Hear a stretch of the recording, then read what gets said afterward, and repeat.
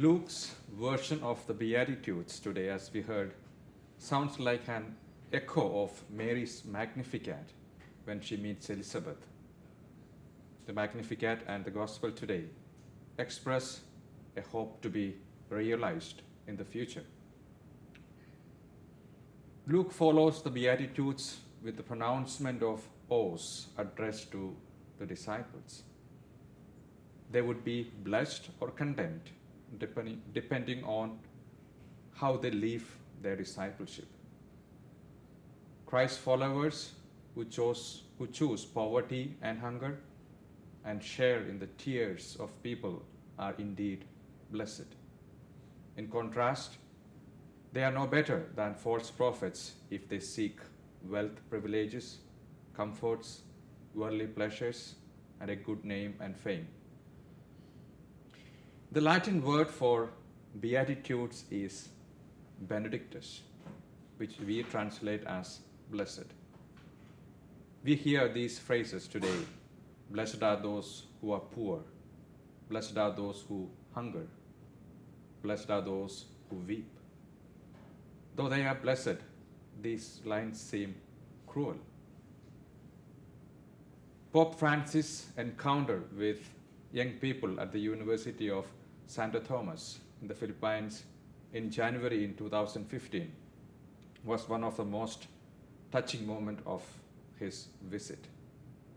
Children from different sectors of society gave testimonies at that gathering.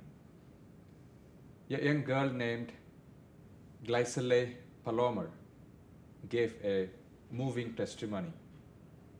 In my memory, she was an abandoned street child sold into prostitution.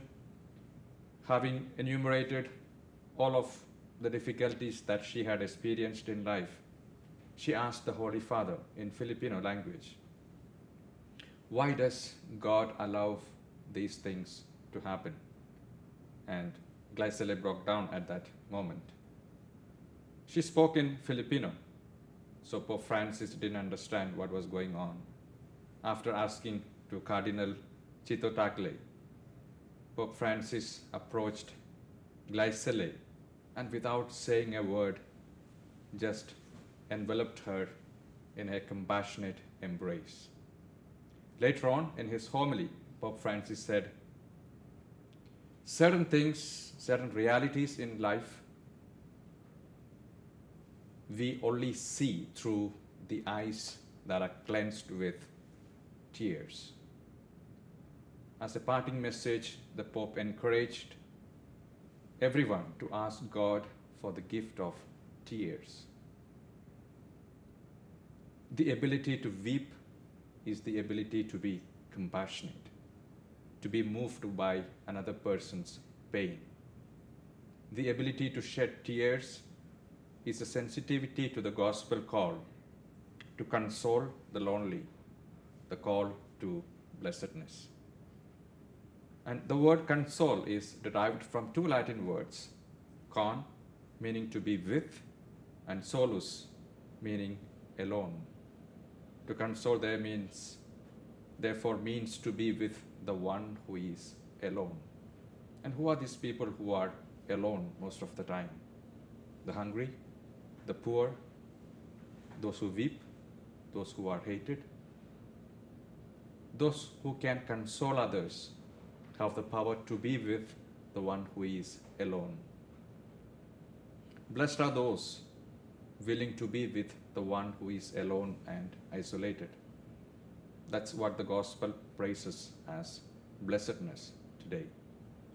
And blessedness is not being grateful and appreciative because we have so much abundance.